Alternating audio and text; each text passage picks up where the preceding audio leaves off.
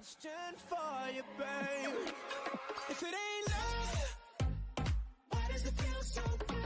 Why does it feel so good? Hey, what is going on, everyone? Welcome back to another Clash Royale episode. So, today we're gonna be finishing off that Musketeer challenge. Now, again, this is the second part of the Musketeer challenge that I started before. I know I re-uploaded the same video, but I'm not sure if you all noticed. There was a little bug in the video. The audio tracks, when I recorded, it switched up a bit a few times, and I tried to correct it. Now, unfortunately for me here, the audio tracks, as I said, they were mixing up, and I missed one occurrence of it. I checked over the entire video, and I missed one time, and that was all that I needed to mess up the video. So I went out after uploading and was feeling pretty confident about it, and then I started to replay what I had on my phone left over from uploading, and what I realized was, yeah, it didn't came out good, and it really pissed me off, honestly. Pissed me off to no end, so I just took down the video yesterday and basically I redid it again. Now, my opponent here, in case you all didn't realize, he's carrying all the tanks in the game here. Well, for this match, he's carrying the Lava Hound, and he's carrying the Royal Gen, which has been nerfed. And look at this, the Ice Spirit there just touches the Hound as it pops, and it causes the pups to be frozen for a brief moment in time. And honestly, that was just really weird when I noticed it. I didn't know how to react to it, but I decided, you know what, I have two Musketeers in my hand, I'll just throw out one and send the Lumberjack and see what happens. So he has the Tornado and the Rocket here. Honestly, the best choice of action would have been to try to rocket it, but I guess the Tornado was okay too. But thanks to that little misplay by him, I get to get a few shots off on his tower thanks to the Musketeer being ranged. He really should have thought that through better and just rocketed or something. Now, he has the rocket in hand here and he's gonna send it out, but I don't really care. As far as I'm concerned, he can have that Musketeer, even though he's getting to clip the tower and stuff. I'm just gonna keep cycling my cards here, and if you notice, I have no tank again. As I said, all I have is just DPS cards and cycle cards. That's basically it, and a Tesla. So I can't really do anything, guys. I just have to keep making him sweat for it and just run around. So I just had to keep making these positive trades. I didn't mind. Seriously, I didn't. It was cool with me. So just look how fast I'm cycling my cards. I'm back up to another Ice Wizard, and I'm gonna send the Jack in again. So his only actual defense there is the Mega Minion. Again, ranged troops for the win. They're taking down his tower slowly because it's the Ice Wizard. And I'm just gonna spam my Musketeers again. So he has the Royal Giant coming down on the right. So I'm getting ready with my Tesla. I fail with Tesla usually. Tesla is a funny card. It goes underground and it can be really annoying at times. But for me, I just suck at Tesla playing, honestly. I usually misplay it a lot. It just goes to waste, especially if I have to use a Tesla in draft against a Princess user. I'm horrible. My placement is just so bad. It doesn't even matter I place it anyway, but I have to do it just for the aesthetics. So, didn't notice here, I am pressuring the right lane. Even though I can take that left tower pretty easily, he's pushing down the right, so I need to focus on that because I can't really leave that Royal Giant on my tower unattended, so it's better to just keep pressuring. And look at this, he's broken Elixir here, and the Lumberjack is just tearing it up. And the tower on the right now is just lower. I'm honestly happy with that. Now look at this. I'm just gonna use the Ice Spirit there to make everything really weak due to the Musketeer being able to one-shot them now. And he can't really stop this. He's gonna try his best, but he's panicking at this point, and there's nothing he can do. Nothing at all. So with that slow chip damage from the Ice Wizard and the heavy shots from the Musketeer, Dennis, my friend, you go down. I'm sorry to say, I beat you fair and square without any tanks whatsoever. So that was really great, guys. Alrighty folks, we're on to match 2 now, and we're fighting against someone whose name I cannot read at all. Sorry to say, but I'm gonna go with that Executioner there. Tesla or Musket? I think I'll take the Musket. The Musket might be better off anyway. And now Rocket or Log. This was a tough call. I think the Log was better because it's cheaper. And now Dart Goblin. I could have given him the Dart Goblin just so I could get that Log value, but when you're dealing with Dart Goblin, it's really annoying, really. Even if you have the Log to straight up counter it, more than likely that Dot Goblin is going to get at least 2 shots on his tower, not even just 1, but 2. So that can get really frustrating. That's why I took it. It's a really fun cheap card and kind of underused. And look at this little trick I'm about to do here.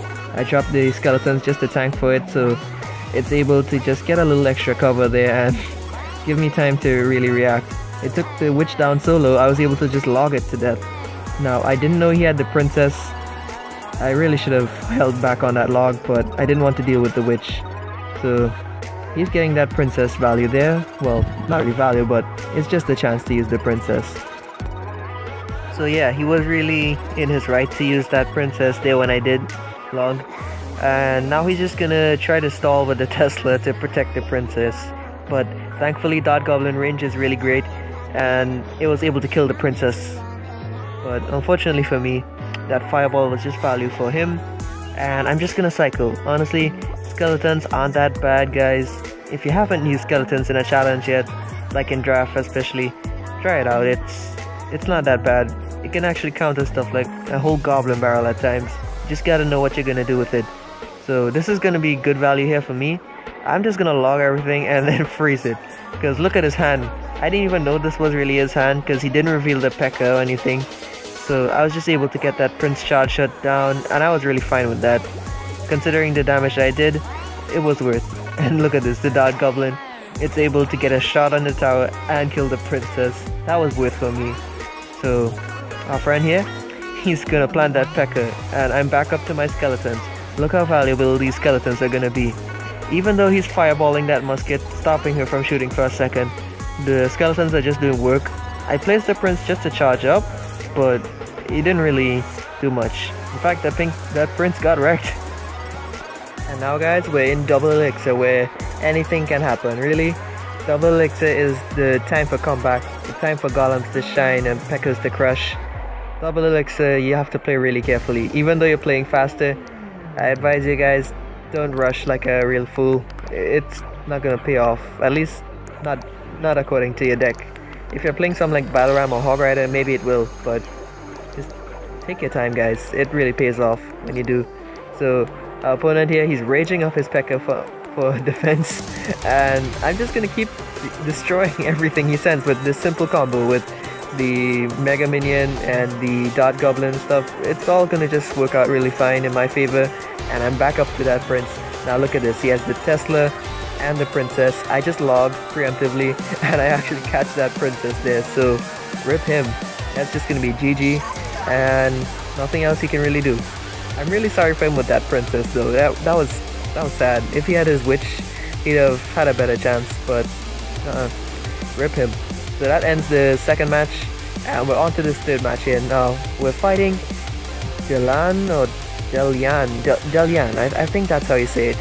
So Skeleton Army, nah, I'm not gonna choose that, guys. You guys know me by now. I don't really like Skeleton Army, at least on my side. I prefer to deal with it than to fight with it. And I take the Bobs. I haven't really used Bobs much, but they're effective, I guess. For all you Bob users out there, I commend you for committing to the classic cards. They're really effective. So he's got the princess and the army, so that's basically a log bait right there. He could use either one interchangeably, and that's gonna be cool with him. I'm gonna just log that princess away, and he's gonna out. The baby dragon is gonna be the bane of my existence because depending on how he plays with it is how it's gonna wreck me.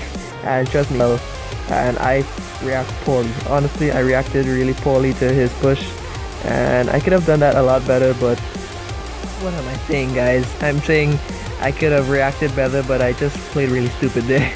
So that baby dragon, you see how annoying it's gonna be. He's back up to that princess again, and the knight is about to go down. I didn't want the princess to be dealing damage on the witch, so I just had to log it. So we're just gonna keep making these good trades, and I haven't really touched his tower at all. Now that was really sad, and this musket placement was horrible. I mean, the musket wasn't getting damaged, but still, man, that was just stupid. I know I gave him the skeleton army, and look what he does here. Even though he has the the skeleton army, he chooses to distract everything with the giant. That was actually well played by him. I would have preferred the Valkyrie run up to the tower a little bit, and then use the skeleton army, but The giant coil was good. It actually worked out pretty well in his favor. But now he's finally broke on elixir. And that's what matters to me, honestly. So he knows I'll log the princess if he just sends it, and I just hover that log there, just waiting for it. But look at this, guys.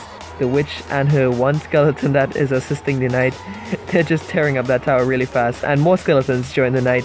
And look at that, folks, that tower is getting torn up so bad there just because of those skeletons. Skeletons on a tower, they're really I can understand why you guys use skeleton army if you do. They really do a lot of damage, but you just gotta know how to get them to the tower.